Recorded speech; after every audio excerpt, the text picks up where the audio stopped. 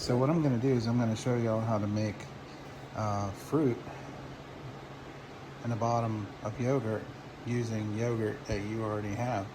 So this is yogurt, kind of like some commercial yogurt. So we're not making some like healthy, super healthy Bruderai yogurt, which I normally eat. So this is just some kind of regular yogurt that I made yesterday. So we got blueberry over here. I'm gonna put these in these two small containers. And then we have guava, and we're gonna put these in here. So I'm gonna get a little bit of this, put this in here.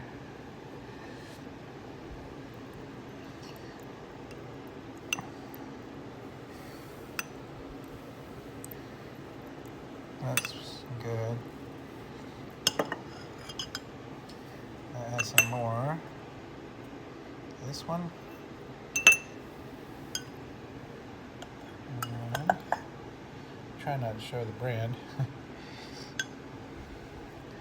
So this is just kind of regular jelly. It's a little thicker.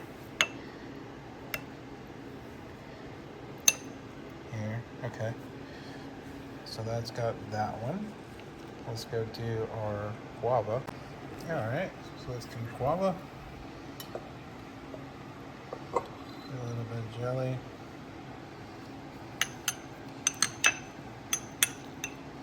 Push that down. A little bit more.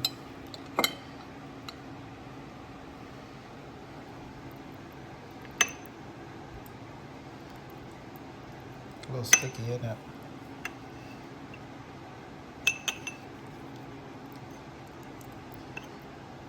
Flatten that out, smooth that out. Let's get, oops, sorry the brand, very sorry. Alright, let's put some guava in here. Now this is the first time I'm doing this, so y'all are gonna get to try this with me. I hope it works. Now I did try doing this with, if you know the Dr. Davis El Ruderai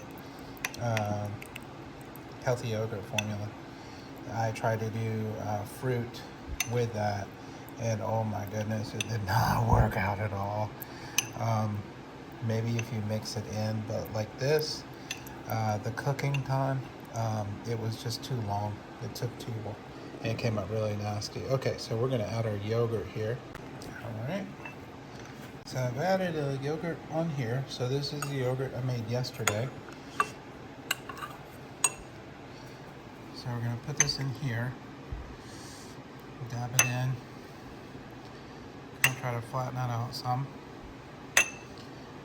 Add a little bit more.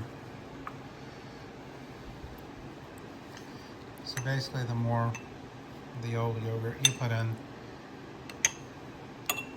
the thicker it's gonna be. Okay, so now we have our formula. We have our, what's called in America is called half and half. So this is half heavy cream, half whole milk. So if you in a country that doesn't have half and half, that's what that means. So if you hear Americans talk about half and half, it's a very common thing that most people put into their coffee. They don't put milk in their tea here in the U.S. usually, but so there's half milk, half heavy cream. So we're gonna pour this in here up to a certain point, maybe a little bit more.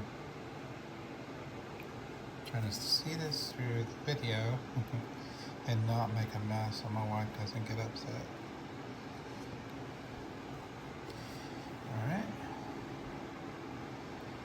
pour that into there.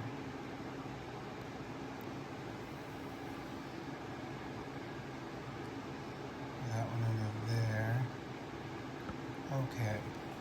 So now I don't have tops for these, but I do have saran wrap, and so what I'm going to do is I'm going to cover these up that way, because when I put them in the yogurt maker, the water doesn't go on top. So it's not great, but it is a solution to get the yogurt made. So what I've done is I kind of put this around and then I bunch it up over here kind of carefully like that. And then I will use my scissors and cut it like that.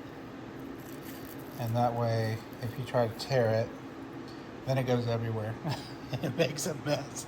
So I did that yesterday. So I learned from my mistake. Okay, I'm gonna wrap that one up and then I'll show you what we do to cook this stuff. Okay, so now I'm using an Ultimate yogurt maker. I love this yogurt maker, it's really good. It's very solid. It has temperature control and then it also has how long you can do it.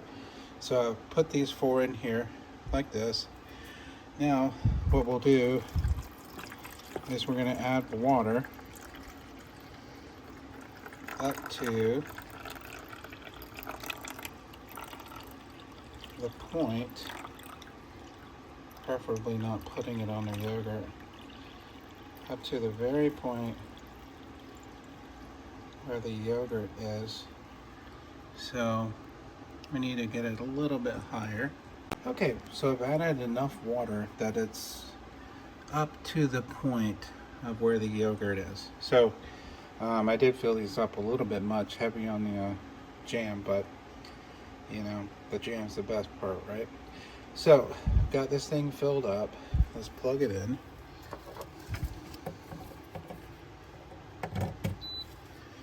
Let's put the top on. Okay, and we're going to do temperature. Now this is the bacteria that we have in here has a temperature of optimal from 103 to 113. So I'm going to go with 109 in the middle. I'm going to hit my start button.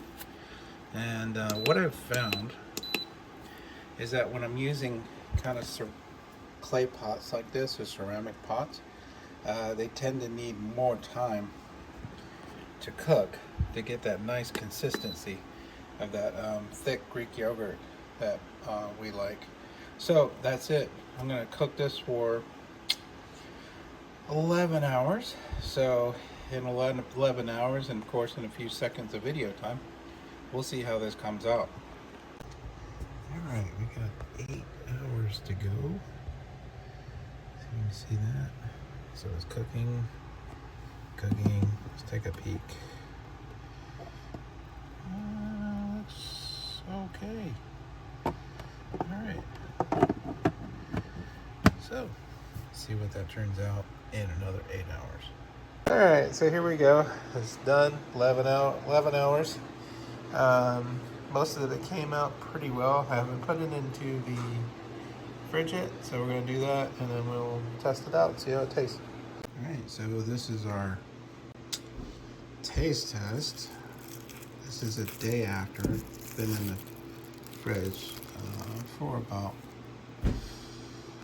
20.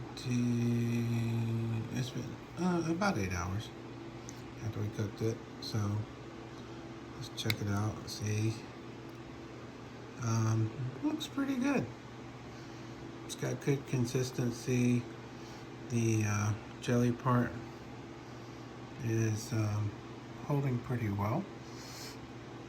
So here we go. We'll taste it and see how it tastes.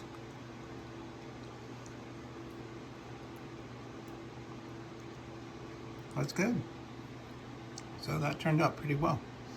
Yogurt's good, just kind of a plain yogurt, nothing in it. This is blueberry. Oh, it's good. That's really good. Okay, so there we go. I think we got some success there. So, yeah, you got the blueberry on the bottom. You got a good yogurt, very thick on top. So 11 hours at 103, because this is due to the bacteria that we had. That was kind of a good middle ground. Not 103, I think 109. This turned out pretty good. So that's a success. I would think you could probably do the same with like El Ruderai yogurt, but wouldn't cook it as long. the 36 hours, I tried that before, it didn't work out. So you may have like a slightly less impactful yogurt, maybe doing it for like 10 or 11 hours. But it makes a pretty good healthy dessert. So yeah, this was a success. All right, thanks for tuning in. Y'all take care.